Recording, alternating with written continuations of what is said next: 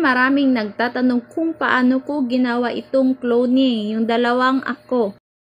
Yung pinakauna natin gawin is saan mag-i-enacting tayo na magtatago tapos titingnan yung kambal natin kung parating na ba.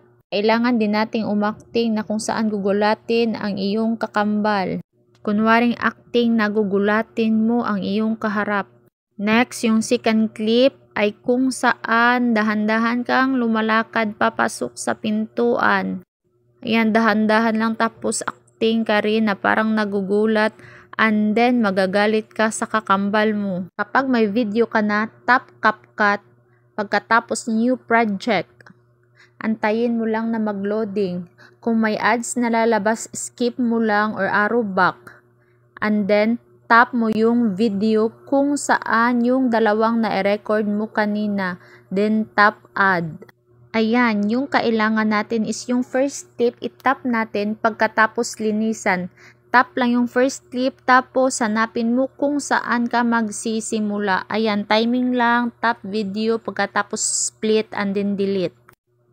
Ayan, pagkatapos yung dulo na naman yung ating linisan, yung dulo ng first clip video.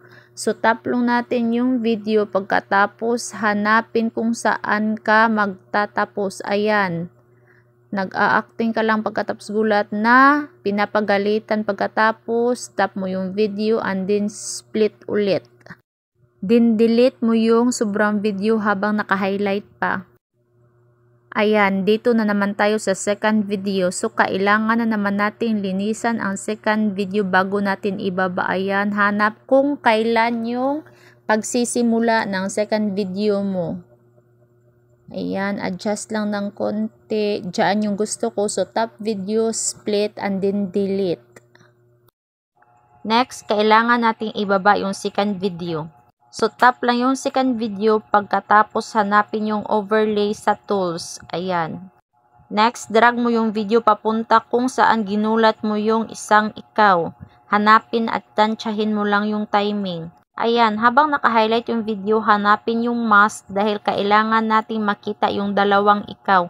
Then, mo yung horizontal. I-adjust mo lang na kailangan makita yung dalawang ikaw. Ayan, ikaw na yung bahalang magtansya.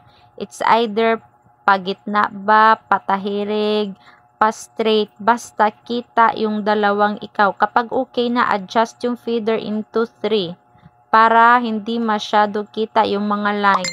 And then, check mo lang. Then, recheck mo yung video kung okay na ba, nakita na lahat yung dalawang ikaw. Ganyan lang po, kabilis ang cloning. Ayan, toink, toink, dahan-dahan. Oh, gulat. Huli ka.